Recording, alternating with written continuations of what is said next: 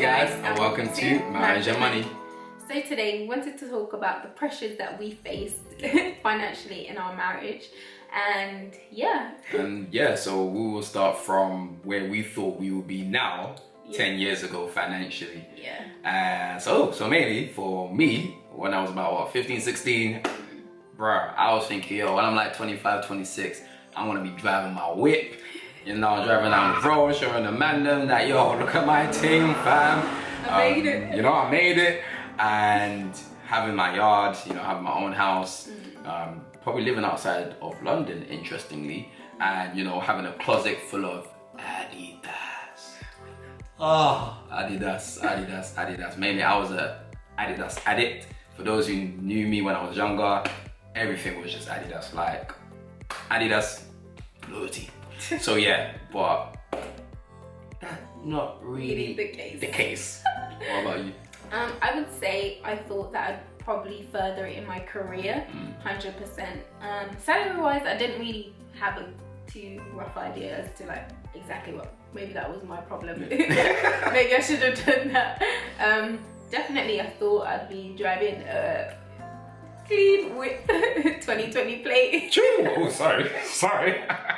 2020. Yeah, something along those lines. Probably have 1, 2 children, stuff like that. But yeah, and I think in our marriage as well, that was something that in the beginning in our marriage, we felt the pressure of wanting to get a new car. Yeah. So like 100%. And I think as well because we knew we could afford it, so we would be like, okay, when we've done this, we'll then get the car. Yeah. And then after a while, we just thought, nah, it's not even actually worth it. And I think as well, because as well, before lockdown, when you're driving around, you see loads of people's cars. You're like, oh, this car looks nice. And we would talk about it. We'd be like, oh, babe, let's get this car. Let's get this car. Let's get this car. And no, you're right, because I'll be thinking as well. It's like, wow, man. How would it feel like to drive that car one day? Or how would it feel like, to do a little test drive here and there? So, no, you're definitely imagine yourself in the car like, I look good. That's true. Yeah. And it's an expression basically of your wealth or your status, but it's not good when it's not your actual cash and it's loaned and it's borrowed, because anything can happen in life, and if you're not in a healthy financial position, that can cause drastic changes, right? No, definitely, man. Because like when you just have, I guess in this day and age, because back in the days, if you guys remember MSN Messenger, MySpace, and probably a bit of Facebook, but all you knew or all you kind of like compared your life with was like your friends or your neighbors. But now we've got obviously we had television back then, but now being exposed to more television, and we've got money to do those things, whether it's loans or credit cards, and we've got social media or more salaries. Everything is like exposed to us. Like for now, I know that I can get stuff that people have in America, for example. I can get stuff that probably even the Royals may have, you know what I mean? So it's kind of like there's more accessibility to more money. But when you feel like you can't afford it now, there's that access of, I can get money, which I don't really have. I can borrow money so that I can get what I want, basically. Or what someone else has. You know what I mean? So that I can look like that person and I can fit in, and people can be like, oh, you got that new whip, and it does feel good when people do acknowledge those things. But if you've got it, I guess the danger is getting it out of that borrowing mentality or I want it now, and not basically building savings towards that. Do you get what I mean? So and I think even just being a young married couple, like we all know about Instagram, we all know about YouTube, we see other young married couples or even older married couples, and they got the house, hopefully paid it in full. We don't know that. That's the thing, we don't know. That's what I say. Hopefully they paid it in full. They got a car, they've got their children, they've got so much money that they're flashing us out. Wow, man, like, it would be nice to have some of those things, what I mean? You see, and it can make you feel, inadequate. It can make you feel, I don't have what they have, or is that the way that I should be living? Is that the young couple married goals? You see what I mean? Or you feel less than because you don't have that, and that's actually not necessarily the case. You don't know their financial situations, so you better enjoy your green grass over here and water that grass, baby girl. And it's not like we're hating them. No. Because big man thing, like as a man as well, I wish I had my own car back in the days before getting married, but sadly that wasn't the case. And just seeing my boys having their own cars here and there, and me driving my mom's car, I'm like, oh, I feel like a donor. I feel like a waste man. But there's other men that can't even drive a car. There's other men that don't even have a car. So I was forgetting the goods or the benefits that I had and not appreciating it, but I was looking over other people's possessions and thinking, nah, I need to get what they get, and being blind to what I already had.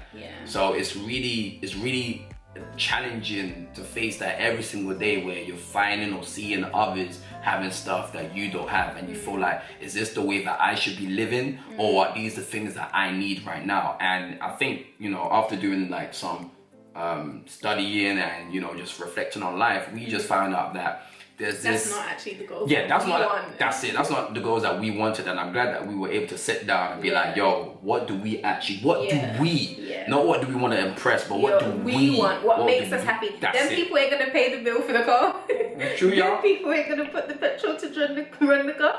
Them people ain't gonna be the one to fix it when the tires pop. Bro, so it ain't gonna be cheap. When that tire pop.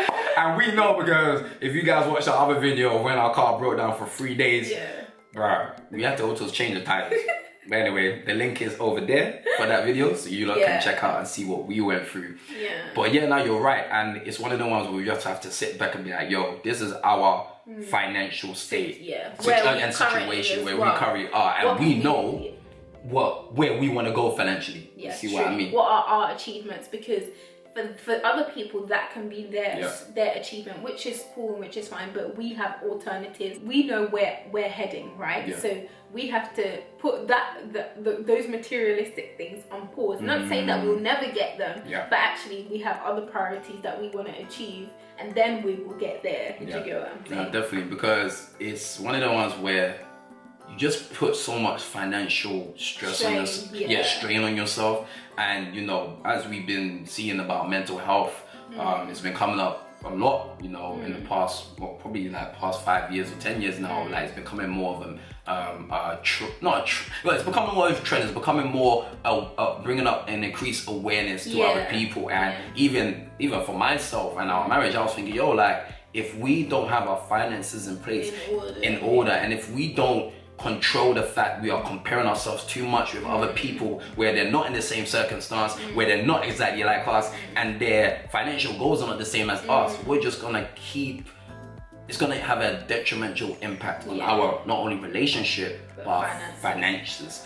And what are you gonna say? No, I think as well, it makes you always be in that constant cycle, like, oh, I need to get this, then I need to get this, and I need to get this, and I need to get this. But then when do you ever stop and say, actually, I'm satisfied? So I think it was actually good that we made the decision not to go down that route and actually be like, actually, let's focus on this. Let's build that emergency fund. Let's have those emergency funds pay off in place. those debts. Do you know what I mean? Let's have that budget in place, because then when we're financially secure, then if we decide to go buy a car, we know that, God forbid, if one of us lost our jobs, that emergency fund is there to cover us for a certain period of time. Do you know what I mean? Just making better financial decisions, if that makes sense. Yeah, definitely. And what we also realized is that it wasn't that we had to be finance experts, but is that we had to check our mentality and behavior.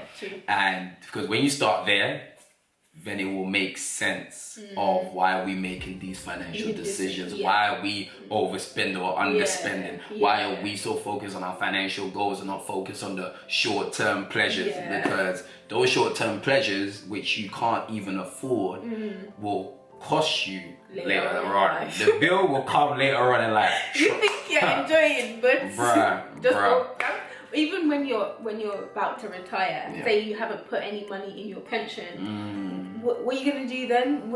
Your time that you're more free, you're known for people to more live leisurely. Because you've consumed your whole working life. You come to retirement, you got no money to spend.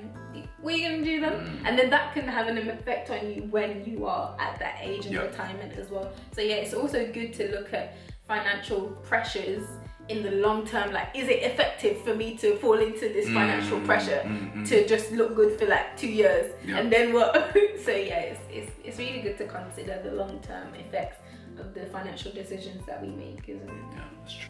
So with all that we've discussed and shared, and even the times that we've had reflections together, and one key thing that really helped us to even acknowledge that we were facing these financial pressures is that we set time aside to talk. Yeah. It's really key to talk about these things. And if you are a married couple, we encourage you, please talk, express how you guys are feeling. You know, if you feel like you're comparing yourselves to so many people or to your friends or families that have things that you don't have, or living a life that you're not living, talk it out, because this really affects your mental health.